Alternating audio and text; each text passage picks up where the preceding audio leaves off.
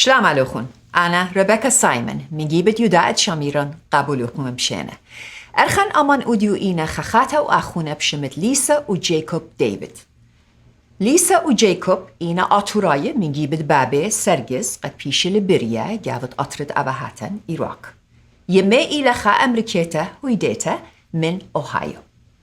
ليسا وجيكوب قمت خد السرشنة فيالي خادنا فود تراك بشمت نينوفي. قد كذبني وكزرزي مخوليات آتوراي ومدن خاية جاوت مدينة أولمبيا جاوت ستيتد واشنطن.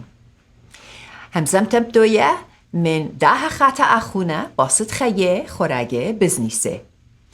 Hello, Lisa and Jacob. Welcome to Shamira Media. We're very excited to talk to you about your aspirations of feeding a lot of people Assyrian food, Middle Eastern food. Welcome to Shamira Media. Rama, thank you. Thank you. Shalom aleichem. Now, you two are double-double. What does that mean? Could you please explain to our audience what this expression means and who coined it in your family? Yeah, that is something that our mom had said to us when we were young, growing up. Instead of calling ourselves half and half Assyrian and Jewish, she said that we are double, so that we are completely Assyrian and completely Jewish, all in one. That's so wonderful. You know, half and half, where did that come from? Double is much better. You have double the culture, double the language, double the food, double everything, double identities. Yeah.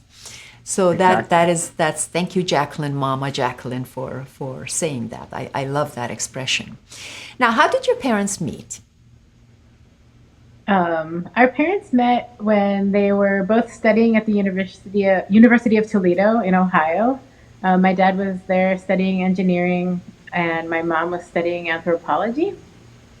And I think the story goes they met in the cafeteria. They had some friends in common, maybe, or some of my mom's friends knew some of my dad's friends, and they were introduced to each other. And was it love at first sight? So they started the relationship in a food area. Yeah, in the cafeteria. Exactly. In a cafeteria, and then when they went on to do what kind of business? They opened a restaurant together in 1979. See, your family is based in food. Yeah, there's a trend. Everything is restaurant and food related. Yes. So, were there any concerns between the two families of having their young people from different cultures, different religious backgrounds? Yeah, I think there was definitely a period of adjustment, I would say. They're learning about each other and each other's families and culture, especially because our parents were the first ones to marry outside of each side. And, it takes time, but over that time, then, once they get to know each other and everything comes together, and then it's all fun from there. I was thinking that, like, once the grandchildren started to be born, it became a lot easier for both sides to, be fine with it. Yeah. Yeah, doubles did the glue job, right, between the two families. Yeah. Awesome. Now, your dad's family was from Illinois. So did you ever meet the family? Did you have contact with them? Any kind of relationships? Oh, yeah. Yeah, we're very close. Still are, with all of our aunts, uncles, cousins, everything. And when we were young, we would spend a lot of time going to Chicago to spend holidays and weddings, baptisms, everything with our family over there. And luckily it was pretty close. It was a 4.5-hour drive from where we grew up in Ohio. So we went frequently. Most of the breaks we had from school, all of our vacation time was in Chicago. In Chicago, yeah. Even when Lisa and I were young, probably around 10 years old for me, our parents would stick us on the train And so in Toledo, they would put us on the Amtrak and just send us west to get off in Chicago, where our uncle would meet us, and then we would spend like a month or two at our grandmother's house In the summers, in the yeah. summers. Yeah, when we were out of school. That's wonderful. I guess back then you parents could afford doing that. I don't know about now, but Yeah, you could put 10 on the train. that's nice. Back then you could do that. Now, do you believe that this interaction and vacationing at your relatives' place, the Assyrian relatives in Illinois, had any kind of influence in kind of promoting Assyrian culture in the two of you? Yeah, I would say absolutely. Definitely. Yeah, I think that all of our aunts and uncles, cousins, they made a very strong effort to be very inclusive and include us in all kinds of cultural events. In the summers, we went to the big Assyrian picnics in the 80s. We went to weddings. We what else? We would go to Assyrian school in the summer. Yeah, just for fun. Whether our cousins were in class, we would just go sit in the back of the class with them just to Yeah, listen. and the teachers would always include us Yeah. in the lessons. And then Our going, grandmother yeah, would take us to church to church, sometimes. yeah, we would go there for Dukhrana, whatever. Yep. Yeah. So we got all You of said those it just cultural- right, Jacob. That's a perfect accent, Dukhrana. It's very good. Thank you. Do But you yeah, speak we the would go language? for all of them. Sorry, go ahead. No, not much. I can understand more than I can speak. It's thinking in Assyrian is hard for me. I don't process exactly what I need to say. So Yeah. and the grammar is actually Yeah, I quite was gonna say the quite grammar is the difficult. hardest part for me to like complete a whole sentence in my head. But Yeah, I can put a lot of conversations in context based on the words that I do understand. But I also don't speak. yeah, same. So when two people speak, you kind of know the gist of the conversation. You know Yeah, that you can much. fill in the blanks and gauge the context of what's going on and not be completely lost. But yeah, for me to try to answer in Assyrian is something my brain just doesn't Yeah, you have to doesn't reach function. too far back for too many words. And Assyrian when is you- not an easy language, believe me. Yeah, know. the Yeah. grammar especially seems to be the most difficult. Like I can pick up vocabulary much more easily than I can the conjugation. Yeah. When we were little, when we would go to Chicago, most of our family were recent immigrants and didn't speak English. So we didn't hear English very much at all when we were in When we Chicago. were visiting, yeah. Yeah. And so we're familiar with the language for sure. Yeah, your father was 20 years old when he migrated to the U.S., right? From Iraq. Yeah. Yeah. And he Now- already had a good grasp of the language, of the English language.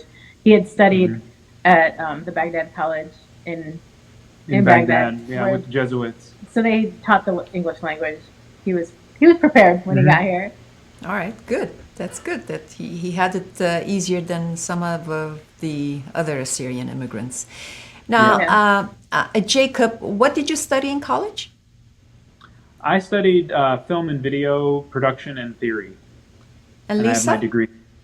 Sorry. I studied fine art. Yeah, sorry. Yeah. Fine arts. I studied fine art, yes. I focused on ceramics and printmaking and drawing. Okay. So, those two fields are completely different than having a restaurant or running a food business. Yeah, What happened? she did. Yeah. I left Ohio to come to Washington and go to college. And after I finished college, I stayed here. I taught art for many years to children. And I worked part-time in one of my friend's restaurants. And we also grew up in a restaurant. Our parents had a restaurant in Ohio. And after the experience working for my friend in her restaurant, I was looking around thinking, I would like to do this for myself. There's also a lack of Middle Eastern food of any kind in the city that we're in, which is a capital city. And I convinced Jacob to move from Ohio to Olympia to open a food truck with me. Your parents were restaurateurs. What kind of restaurant did they own in Ohio? Our parents had a deli. It was a sub shop, so they made everything from scratch. They had homemade soup, sandwiches, fresh baked bread every day. one of the things that was really important to them was having a lot of local fresh ingredients. This is like before it became a trend to do that. They had always, focused on going to the farmers market every weekend. And what else was? Yeah, This, they just yeah, they they did had it a all. really They did it all themselves. they had a It was really good really cool. following. Yeah. Yeah, And yeah, it's still there. It's still thriving. I was there like a month ago visiting, and it looks great. It's doing really well still. The person that bought it from them has like carried on their legacy, and it's a very well known establishment in Toledo, Ohio. It's been operating for like yeah. Since since 1979. '79. Yeah. Wow. So your parents founded it, they opened it? Hmm. Yeah, So they didn't take it over from someone else. They opened it and they built it up. Yeah. Yep. For My how my long did they grandfather own it? from 1979 until like 5 or 6 years ago. Yeah. Yeah. Wow, Yeah. that is a long time for an Yeah. establishment to stand. Yeah, yeah. They had a good long run there, and the fact that it's still going is really cool. I love that we can go back there and visit it. Does the food taste the same? It's good. It It's is. still good. Yeah, she's doing a Okay. great Hey, job. let's plug it. Yeah. Who was the cook? Who was the master chef? My dad did most of the cooking. We all pitched in when we were old enough to cook. And then my mom was more creative and bookkeeping. She, made sure to do all of the taxes and stayed on top of the business side of things. And she also waited on customers. And when we were really young, our uncle, my dad's brother, worked there as well. For a little while. Yeah. So it's always been a family business. The woman who currently has it has her sister working with her, and sometimes her mom pitches in, which is really sweet. Well, I know from talking to friends who've owned restaurants, it's one of the most difficult businesses to run. Very difficult. Yeah. And so kudos to them. A lot of It's a lot of parts work. to it. Yeah. Yes. Yes. It's also Now- satisfying. So you moved to Ohio, and Jacob follows you, Lisa, to Yeah, open to Washington. to have a food truck. There's a story behind how you got the truck. Can you Yeah. can you say how you got the truck? At the time when we were looking, this is like probably 11 years ago. Yeah. We're really close in proximity to Portland, Oregon, which is one of the cities that has like a really huge food truck movement in the United States. So trying to find a food truck out here was very difficult. So I broadened the search, found one in Michigan. I flew back, we went to look at it, and Jacob and his best friend worked on it in my parents' driveway for, I don't know, a month or two. Yeah. And then packed up their stuff and drove to Washington. It took like, what, 2 weeks? Yeah, we drove the food truck all the way across country with a nice 5-day breakdown in Minnesota, waiting for parts to be flown in, and then eventually made it all the way out here to the coast after nice adventures of driving up and down mountains. Coming from Ohio, which is all flat, I'd never done that before, so in a truck anyway. So that was an adventure in itself. But eventually we got it out here, and then it was in the summer, and then we opened up that fall. Yeah. We got everything finished and opened. Now I bet you anything that when you got the food truck all the way from Michigan, the facade of it was plain, right? Yes. Yes, it was just a Didn't white. look like strip anything. truck. No. Anything like what it looks like now, right? Yeah.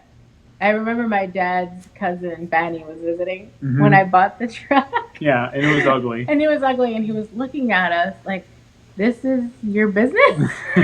I was like, I can't wait to show him what it looks like when we get it painted. Yeah.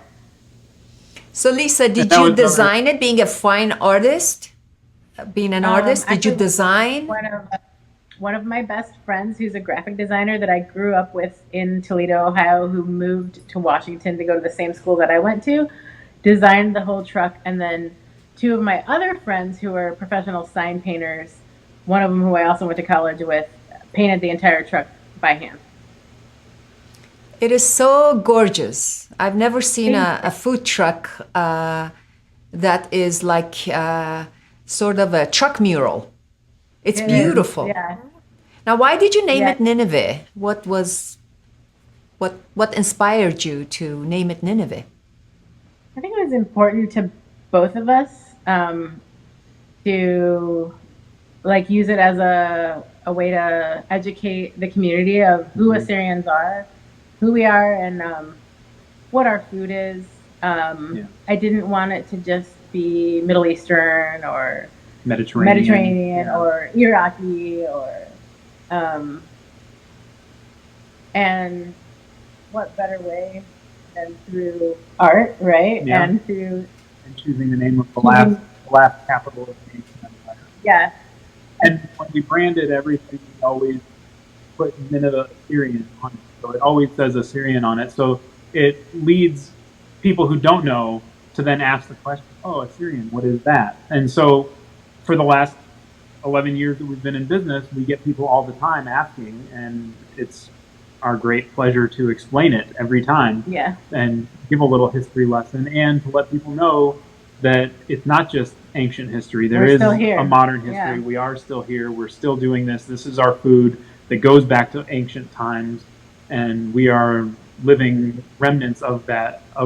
ancient cuisine. So you're running a school at the same time as running Yes, a food, we teach food history truck. class every day. There's nothing better than hearing somebody walk down the street and say, "Oh, we should go get Assyrian food today." Yeah. I know. We get excited for people to even know who Assyrians are, let alone Yeah. craving Assyrian food. Now, do you Yeah. have do you kind of hear Nineveh, Nineveh, all kinds of Nineveh. Nivea. Nivea, we get that one all the Like the time. hand cream. We We get hear that that all one the a time. lot, yeah. You almost have to have a card with some kind of a history handed to the customers, or maybe on wrappers, to save you some explanation. But if you enjoyed the explanation, hey, be my guest. Yeah, Yeah. it's a nice way to engage with people, Of for course. sure. Now, how's business? How's the Assyrian food business? We've been very fortunate. Yeah. The business, has been doing really well. In the beginning of COVID, we shut down for 3 months when we didn't know what was going on in the world, and after that, we reopened, and it felt busier. Yeah, our business model didn't have to adapt because it Right. was already takeaway food, so we didn't have to worry about closing down the dining room and securing the area. We just had to protect ourselves and our employees and the customers. So doing all the normal things that everybody has been doing throughout COVID, but we didn't have to change our business model really at all because it was Right. all takeaway anyways. A lot of people had started to get used to just getting takeaway food, so business has been good. Yeah, the last couple of years have been pretty good for us. Yeah. No sidewalk And- tenting, parking lot tenting, No, table and chairs moved, Nope. getting outdoor patio heaters, things like that. No. Your and- your business perfectly catered towards pandemic eras. yeah, Yeah, the only thing that changed for us slightly was we were doing a lot less catering because people Right. were holding People a were lot having less events. large events. yeah. We do catering on the side outside of the truck. We don't take our truck to events, but we do have a kitchen that we work out of and cater for. We're in the state capital, so there are a lot of different agencies here. There's also a couple of colleges here we do a lot of catering for. So that slowed down, but now it seems like back to normal. Yeah, it's picking up again. Yeah. We're doing weddings again and all kinds of big events. You mean We do you cater a lot of actually non-Syrian weddings. you actually serve dolmas and shawarmas and falafels at non-Assyrian weddings? Oh, yeah. We Not so much shawarma because that's something you really want to have fresh cut, right off the yeah. thing. But we totally make green bean stew and bamya and all Yeah. kinds of things like that for people's weddings. and they love it, huh? Yeah. Yeah. Did we put bushala on the menu? No, on not the catering yet. menu? That'll be No, at the okay. restaurant, I think. Oh, that's one of my favorite. That's one of my Yeah. Me too. favorite foods, bushala. Yeah. It's so unique to Assyrians. I've Yes. Yeah. seen one other culture make it, but it's not like the Assyrian way. Yeah. There's some Turks in some parts of Iran make a plain yogurt soup, but they have Oh. little meatballs and a lot of garlic in it. Just completely different. It looks kind of similar, but it tastes completely different. Yeah. Now, who cooks for Nineveh? We We both cook. do. I would say that Lisa is definitely the more creative cook of us. I'm just a functional cook. Like if I know what I'm making, I will make it. But she's the one who can actually get really creative and create new things. I have to boss you around, is what you're saying. No, but I mean like sometimes, yeah, definitely in the prep kitchen, especially when we're doing catering. Yeah. But in the truck, yeah, I can make all the stuff in the truck. No problem with that. But she's the creative force. Have you incorporated Daddy's subs into your business? No, but No. we have enough business next to our food truck. It's a drive-through coffee shop, so we do have sandwiches that we make Deli that are sandwiches, definitely yeah. inspired by where we grew up. And then we've done a lot of like deli style catering for different events. And we were doing some wholesale for a while. To different groceries and things like Yeah. that. Yeah. Oh, so you sold Assyrian food to some grocery stores in the area? We were, yeah. Yeah. We actually, we were selling to a little, like, kind of like a little snack shop it was like a mini grocery store. And we met some other Assyrians in California through advertising from that store. Yeah. The Atoria's Bakery, have you heard of it? It's an Assyrian owned. What They is make it the called raw again? and Sorry. stuff like that. Atoria? It Otorina. looks like Yes, No. Atoria. Yes, yes, It's Atoria. down there. Yes, of course. We know her. Yeah. Yes. Okay, yeah, because we were both selling our products out of the same little shop in Washington State. Yeah. Which is really unique. But you didn't continue that? You're, Well, that's what closed. Yeah, the store closed, and Yeah. then we were focusing on other parts of our business more, and so that wasn't a big part. It was just kind of like A a side small wholesale side project, wholesale thing yeah. with a Yeah. friend's store. We would sell them dolma and hummus, Yeah, and hummus and all baba kinds ganoush, of things like salads. that, Yeah. But once we opened once we took over the coffee shop that's on our property, we started selling the sandwiches and things ourselves out of there, and then we always sell the hummus and other things dolma out of the food truck. yeah. So it just was. We just focused it on doing it for ourselves more. now, Assyrians of different regions cook their foods slightly differently with different spices, different recipes. Which recipes of which country, which region do you follow? I feel like we're a mix because Yeah. our family is all from Ormia originally. And then, ended up in Iraq. In Iraq, yeah. So I think some of them are very Ormi, and then some of the recipes that are family recipes are very influenced by Iraqi culture. Yeah, especially some of the spicy Iraqi Assyrian. Assyrian, Iraqi cuisine, Yeah. and spicing, which is different from the ones from Iran and Ormia, especially too. I think I love them both. I love all of it. So Same. Now, Lisa, do you find your creative side wanting to kind of do a fusion kind of a thing and change things a little bit around, make it fusion Assyrian food? Do you do that? I guess I'm trying to think. Part of like my vision for when we open the restaurant is to have a lot of traditional dishes the way they are, and then also have some things that are more influenced by our ancient cooking, but with like maybe ingredients that are available here locally. Yeah, I think probably both. I think I like the fusion and the traditional. Okay. Now, Lisa, you have a little boy. He's 6 years old. Yeah. Is he fussy about food? Does he like Assyrian food, or he just wants to go to McDonald's and get the toys at the same time? He's both. He's both. Yeah. Um, I think you got him into cheeseburgers first. Probably. He He definitely loves loves cheeseburgers, cheeseburgers, yeah. but he will eat like hummus any day.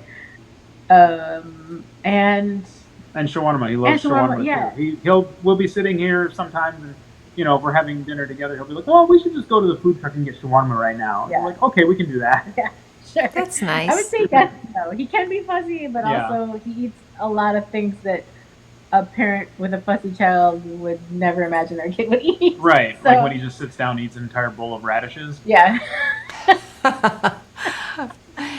Now, your parents, Jacob followed you first, and then your parents followed you from Ohio. Now they Yeah. live in Washington, state of Washington. Yeah, Do yeah. they have any kind of advice for you, or are they somewhat involved in your business? Having such Yeah, an Oh, yeah. amazing yeah. experience. Yeah, They're very we pull involved. from them a lot because Yeah. they have so many years of experience. So we tap into their knowledge all the time, and especially with for myself, I do all of the bookkeeping and things for the business as well, and I've learned that from our mother because she did that for years. So I still have to talk to her about it every now and then when I'm stumped on something. And for me, I always go to my dad if I need to know a specific recipe, an Assyrian recipe, and then we'll always call his sisters and go back and forth with who makes what which way, and do you remember how your mom made it, and what are the names of these things in English? Yeah, figuring out different spices. Yeah, definitely good resources, both of them. That's fantastic. Now, I have a burning question. I've always had it when I go to a restaurant. It's the consistency of the taste of the food. How do you maintain that as professional cooks and restaurateurs and food truck operators? How do you maintain that consistency? Because we all cook. There are days Right. Yeah. our food is really good. There are days you kind of wish you didn't eat it. You had to, just Yeah. something goes wrong. What do you do in cases like that? We're humans. I would say, when we Yeah. first opened the truck, it was mostly like us doing all of the food prep, and it was pretty much the same. There was very few things that we changed on the menu over the years, and then what was actually harder for me was getting everything written down once we started to have employees. So that was like really time consuming, and I don't cook from recipes myself. Right. So having to make a recipe for me was very painful. Yeah, that was a It challenge. was challenging. But once we got everything written down, Everything got standardized for everything got everybody to be standardized. able to do. Yeah, so we have like probably 14 people on our staff, and we have recipe cards in the front and the back of the truck, and everybody follows the recipes. We don't have any like creative room Right. in the day-to-day operations. The menu's the same, the recipes are the same, and of course you'll have human error occasionally, but it's pretty rare. We don't Yeah. generally, And also, it's having to teach people how to cook the food because Yeah. most, even if they have a cooking background where they've cooked in a diner or making cheeseburgers or whatever it is, they've never used a shawarma machine. They've never cooked spinning meat before. So that is always something that takes training as well because you can't find employees that have that experience out here because the restaurants just don't exist. right. From experience, it's not always the recipe that makes the food. It's the way you do things, the way you prepare things. So that's always the magic ingredient in, Yeah. in the recipes. Are you planning on writing a recipe book, Lisa? Probably not No. me. I Okay, don't think you got enough on your That's the plate. detail-oriented stuff that is No, not her no, thank not her you. specialty. I'm one Where of do those you- cooks that just like to cook. I don't wanna Yeah. have to follow any rules. Okay, free hands. Yeah. Where do you cook? Do you have a kitchen, like a professional kitchen? We do. We have a commercial kitchen, Yeah. and we have a lot of storage on site.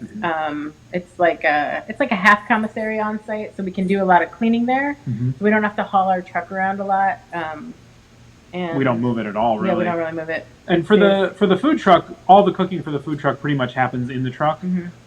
Just a couple of items are made outside, like things that you have to bake or cook on a stove. Like we make our own baklava, so we bake that at our prep kitchen. When you want to cook the entire pot of dolma, you cook that at the prep kitchen. But otherwise, everything else is made to order. Yeah. You know, so when you're getting shawarma or falafel or anything like that, it's all the falafel is ground in our kitchen, but then it's cooked on site. So it's kind of a mix of where we do the cooking, but almost all of it is in the food truck at the time. To preserve the freshness. And how many employees do you have? Around 14. Around 14 between the food truck and our coffee shop. And some of them work in both, back and forth. And Sergis and Jacqueline are part of your employees, or they just No, kick not back officially. and enjoy? Just they're like Advisors? what do you call them? Advisors, Yeah. like deans of the college here or Yeah. something. I don't know. They supervise when we need them. That's pretty good. On an average day, how many places do you go and make your stops? So Oh, for the yeah. food truck stays put. It's in the same location 7 days a week. Us personally, we do a lot of running around because we do all the supplying and shopping for the business. So we have to get all the produce and meat and other things like that. So we're constantly running around when we're not in the food truck itself. But the truck itself, we don't move it. Okay, so it's We not a kind of traveling decided truck. No, we Right. decided early on that we wanted to stay stationary. We have like a permit to stay where we are and operate out of daily. And instead of chasing business, it's easier for us to be consistent in our hours and our location. Yeah. And people always know to find us in that spot. And Olympia is a small town. Yeah. It's not a huge big city like if you were in a Chicago or even in Seattle where food trucks tend to move around a lot, or Los Angeles, for example. Olympia is pretty small, so we're in the downtown, which is just a handful of streets on a grid. It's not that big. And so we're in a corner with, there's 4 food trucks, a coffee shop, and another business that sells hard cider. It's like a little The bar. tiny bar, yeah. And so it's kind of created this pod cluster of businesses all right there on that same corner. So people come looking for different things, and it's really great for, we have a lot of city and state offices nearby as well. So when people want to leave to go to lunch, it's almost like going to a food court because it's all different international cuisine. There's a taco truck, there's us doing shawarma, there's Thai food, Venezuelan food. So people can all come to the same corner, hit up a different food truck, and then all go sit at a picnic table together and have lunch. And it's really neat. I love the way it's set up that way. Well, Double, your business model is so brilliant in that it's crisis and chaos proof. First, you survived through the pandemic when a lot of, I'd say 50% of LA restaurants were shut down for good. You're thriving. And you also are kind of crisis proof as far as gas prices, $5 to $7 a gallon. You don't have to travel far, and you stay there, and customers come to you. That's wonderful. Helps the bottom line. Yeah, just the price of propane is the one that fluctuates for us. Yeah. That's true. That's true. Now, on average, how many people a day do you feed? An additional one. I don't know individual people, and we don't. It's hard for us. We don't use a computerized point of sale system. We only do that for credit cards. And how many is that? Like, I don't know. It's like 80 in the one, and then maybe Yeah. another transaction. it's just transactions. It's not individual people or how many meals we serve. But Yeah. there's definitely Maybe like 150. 100 to 150 transactions a day. Yeah. Okay, so how do hard you, to like give me an idea of the pricing for your, let's say, dolmas. You package Yeah. your dolmas, right? How many Yes. per package? 6 per package. And how much do you sell that for? $7.95 Yeah. before tax. That's after the inflation. I mean, the price has gone up, or you've stayed the same. We had Have to you raise factored in the prices January. inflation? Not all of the current inflation, but we definitely had our minimum wage go up in January. So minimum wage in Washington State is $14.49, I think now. So that definitely made our pricing go up in January. Sorry, my nephew just ran into the room. Oh, hello. Come and say hello to us. What is his name? You want to say hi to the TV people? Say hi to Yudat Shamiran. What is his name, Lisa? What's your name? Avi. Avi. Oh, Avi, Absolutely. how are you? Shlama lo, Avi. Oh, and he's off. He lost. So cute.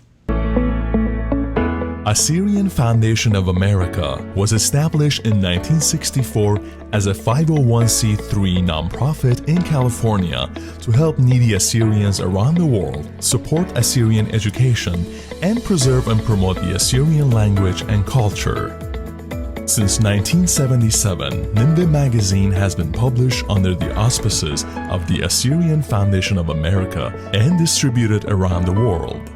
Every day since inception, Assyrian Foundation of America has been a window of hope to keep Assyria alive. For more info, please visit AssyrianFoundation.org. إيمان وايلة أكسيدنت اتنرابا ناشا ليطي متبال سلطة شكلي. اتلا نسيانة بدنا كيسس ات انجري لو و بيالباية قريمخ. إن آتن ينكل بتت بيتا خزموخن يطاني اتلوخن بوقارة مخبرون المنيان التلفون 8 أربع شوا وشا 8 تري وشا 5 خا إشتا يعني توكن بيت injuryrights.com شمي إلى توني كالغراكس كيام زمن لشان خلية يما.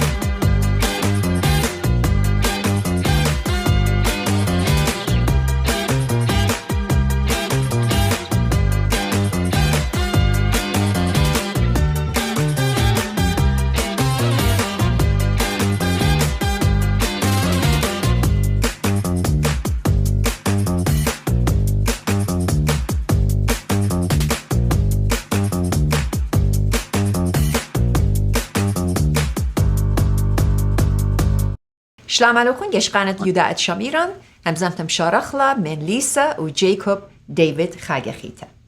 Shlama, Lisa, and Jacob will come back. Now, you are not limiting yourself to the food truck. You have big plans underway. You're in construction for a new restaurant in downtown Toledo.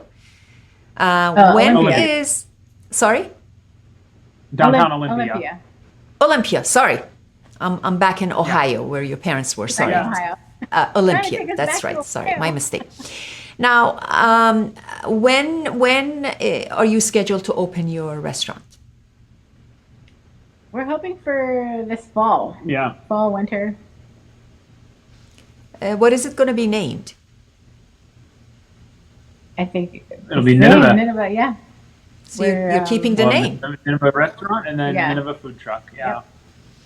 I'm just curious to know, Lisa, are you going to have intricate paintings all over the walls and windows and everywhere?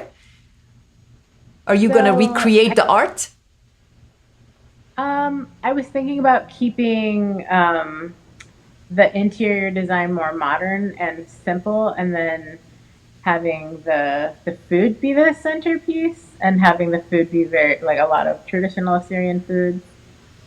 We might have some paintings in there. We haven't finished with the interior design. We've been more focused on all the mechanicals, Yeah, like it's still in all the mechanical putting in phase. all the restaurant hood and HVAC and Yeah. everything like that. We haven't gotten to the fun part yet, so I can't Yeah. say exactly what it's gonna look like yet. We'll have to wait. Get the hammers and nail work and the woodwork first, and the tiling and chairs Yeah. and everything else, the construction, and then you'll be inspired once you look at it. Now behind you, there's a nice painting. I presume it's by Paul Batu. Yeah. Yes, he's one of my favorite artists. Do you I love think this you painting. may have like a couple of walls for some Assyrian paintings? Maybe. I did get 3 of his paintings, thinking that we might put them in the bar area of the restaurant, or maybe we'll reach out to him and see if we get something commissioned for this. Yeah. I don't know yet. We had some prints Perfect. also that we got. That'll come in time, right? Yeah. That'll come in time. Yeah, but we both love we love all of his art. I have 3 of his paintings in my house as well, so it's definitely both of our taste and style. Now, how is the food different? Are you going to have additional foods at your restaurants? Yeah. So with the food In truck, addition to what you have at the food truck? yeah, Yeah, well, different, completely different. Yeah. So in the food truck, we've focused on everything being really simple, quick, easy street food. Yeah. You can, get shawarma, falafel. We, for the restaurant, want it to be more sit down, family style. We want to have like traditional Assyrian brunch with, a bunch of different homemade jams and homemade bread. We bought a saz put in the kitchen, so we'll be able to make bread from scratch. And then, like rizla shorba, stuff like that you Stuff would that's never... hard to eat on the go when you're getting it from the food truck. Stuff you usually don't see in restaurants. Oh, yummy. probably Makes me want to travel to Washington. I used to travel to Washington quite a bit. It just to come and feel the place where it's all Assyrian. Look at the menu. Yeah, everything is familiar from the food that you ate as a child. Yeah, definitely. Yeah. And I think what's important to me is that a lot of it is from scratch and that it's unique and not something that somebody would associate with any Middle Eastern restaurant. So I don't want it to just be like, oh, here's a plate of kebab. Right. Right. Qatlete? Have you thought about qatlete? You know what I'm they on are? the fence. Yeah. Yeah. Yeah, I'm on the fence. I'm still... You're on the fence. I'm not done. I'm on the fence. I'm still... You can always creating make, menus. if in doubt, you can always make qatlete sandwich. Yeah. Or as a special. And that's I think, we talked As a about adding a special. lot of different specials. Yeah. And then I think a lot of vegetarian food. I think a lot more of our customers are buying vegetarian food. And I don't know, you just got to experience being in the homeland during Soma. So lots of vegetarian food. That was Yeah. really inspiring to see Yeah. all of the creative things that people were cooking for your group. Yeah, so many different varieties of kubba that I didn't have before because I'm not, usually we eat it with meat. So it was nice to be able to try different ones, especially with, chickpea and other things inside that I'd not had before. It was really amazing. Well, you can always use the patrons of your restaurant as testing grounds and see what works, what doesn't. How many popular, people yeah. will be seated at your restaurant? What's the capacity? I think 30 in the front, 20 something in the 60 back. Yeah, it's around 60. Yeah. Yeah. Okay. And then That's a nice the size. back bar will have separate entrance through the alley Yeah. area, which will be open later than the front, which is going to be like family seating. Yeah. I hope you get on There'll be a the lot. open table or Resi for more marketing. And I am looking forward. Once you open it, I need to travel to Washington, Olympia, Okay, well, and taste your food. And meet you at the same time. Yeah. So we're looking forward to that. Jacob, you went to Gishu. Was that your first trip? Yes. Okay. As part of Gishu group, you went to Atra, Iraq. Yes. Garbiyat, Iraq. What made you go just last spring? Was it last April, March? Yeah, it was just it was over the Khabanisan, yeah. Khab Nisan. Now, what drove you to go? Leave business, leave Lisa alone I to run know. the It was very business, nice to cover for me and for while you took off. yeah. It was something I've always wanted to do. I've known about the Gishru trip for a while, and I've followed it online for years and seen videos and pictures of people always going and looking like it was an amazing time. And I'd kind of been discussing it with my cousin Autorina, who runs the Assyrian kitchen, and she was interested in going as well. And so just before it was time to apply, we both started texting each other, and we said, you know what, should we do it? And then she said, yeah, let's do it. And so we both decided to go. And then actually had another cousin apply as well. So three of us, first cousins, were all on the trip together, which also made it even extra special. Besides already going back and connecting with Assyrians in the homeland, doing it with two of my cousins was pretty amazing. It was very special. What did that trip do to you? Whew. So many things. It's been a lot to take in and process. Even having been back for a couple months now, I still think about it daily, and there's now something pulling me to want to go back and connect more. It changed a lot of my outlook on the way Assyrians are living and surviving, and in many ways thriving in their villages. Because growing up, we heard so many stories, and a lot of those stories are stories of heartbreak. You know, especially a family that left Ormia during the genocide. Those are all very sad stories. So to go there and see people and go to Assyrian businesses, restaurants, nightclubs, all that kind of stuff, and see people thriving, even though it's still difficult, there's still so many challenges in Iraq, especially because of so many years of trouble and issues. But to know that there's still the traditions, the culture that survives and thrives in many ways to this day was reinvigorating. It made me appreciate things a lot more. People who have traveled to the Assyrian Atra invariably say they want to go back. It just draws them back to the region, and they want to experience more of what they saw. I hear that all the time. Yeah, definitely. I want to go back. I would go back tomorrow if I could. I want to see more places, taste more foods, the aromas of the markets, everything. I want to take in more of it. Did the food that you ate there, did that food taste different than what you make? Some of it did.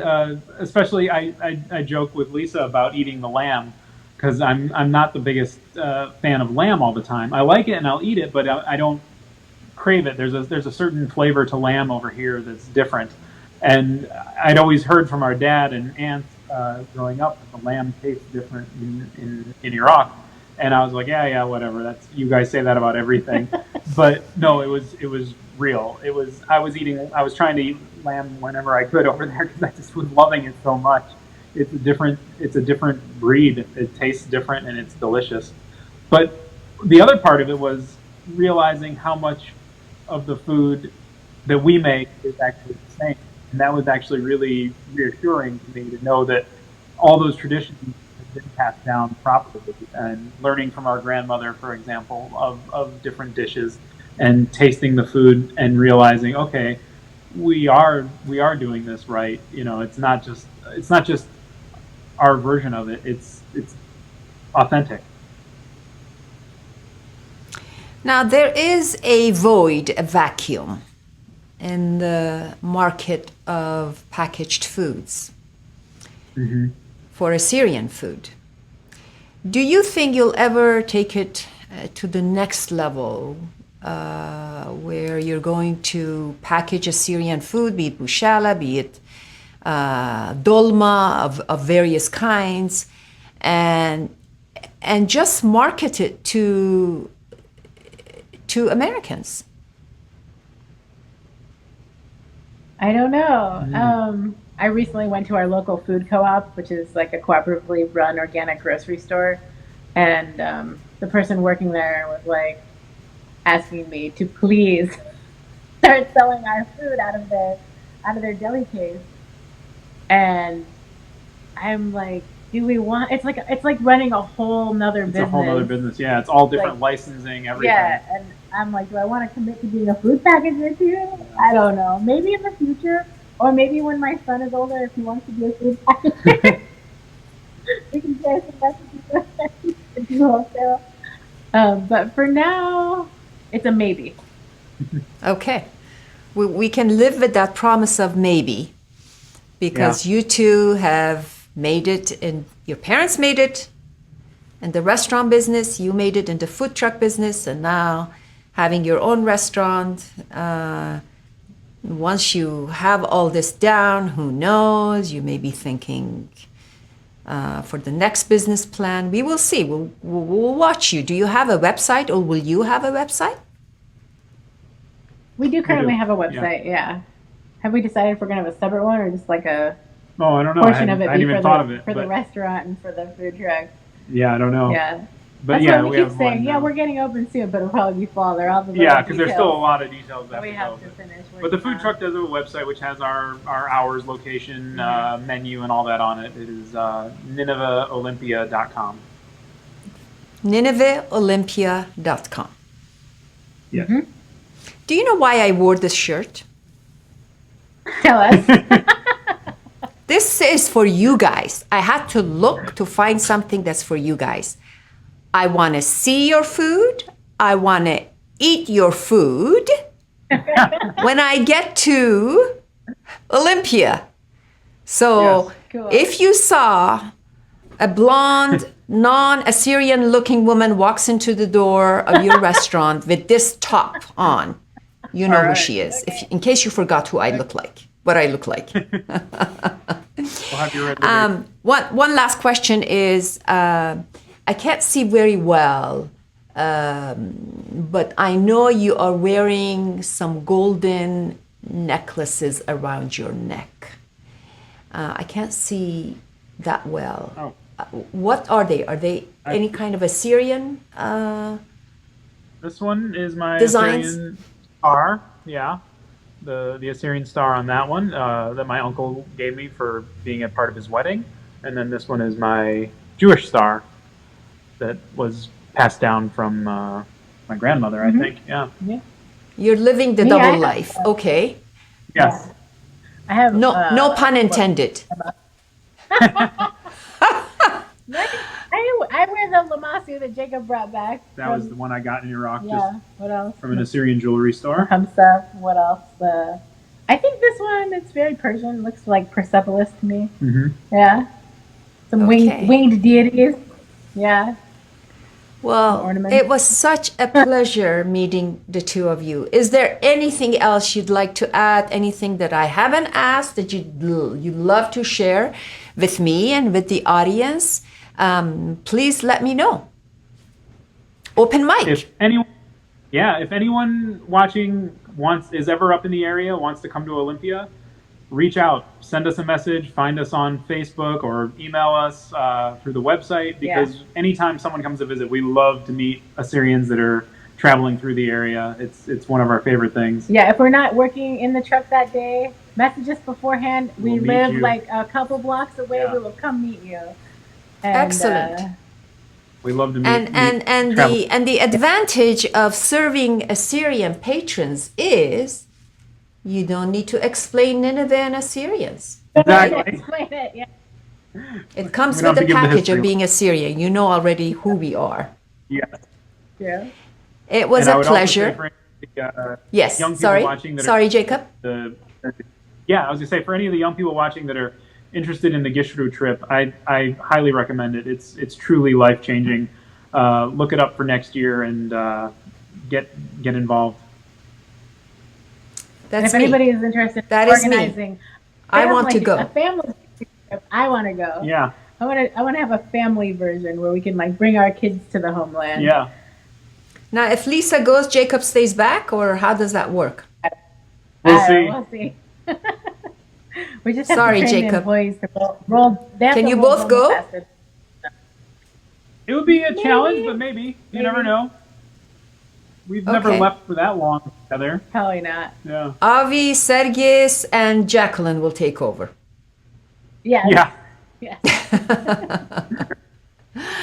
It was a pleasure talking to you, Double Doubles, and hope we hear amazing success stories from your future ventures and you grow up to be a chain store across the U.S. I dream of that for you, and thank you for sitting down talking to Shamiran Media. Love you both. Thank- Pushum Shana. Thanks for having us. Thank you. Goodbye. Bye. بسيم رابا يشغانت يداعت شميران قد أنتري business woman خاطا أخونا سوراي الخبرة مشميلو خون وقاته اتلن هيفي قد يرمي وآفي رابا منتيانة بسيم رابا بوشمشانة. Assyrian Foundation of America was established in 1964 as a 501c3 nonprofit in California to help needy Assyrians around the world support Assyrian education and preserve and promote the Assyrian language and culture. Since 1977, Nineveh magazine has been published under the auspices of the Assyrian Foundation of America and distributed around the world. Every day since inception, Assyrian Foundation of America has been a window of hope to keep Assyria alive. For more info, please visit AssyrianFoundation.org. إيمان وايلة أكسيدنت اتنرابا ناشا ليطي متبال سلطة شكلي. اتلا نسيانة بدنا كيسس ات انجري لو و بيالباية قريمخ. إن آتن ينكل بتت بيتا خزموخن يطانة اتلوخن بوقارة مخبرون المنيان التلفون 8 أربع شوا وشو 8 تري وشو 5 خا يعني توكن بيت injuryrights.com. شمي إلى توني كالغراكس كيام زمن لشان خلية يما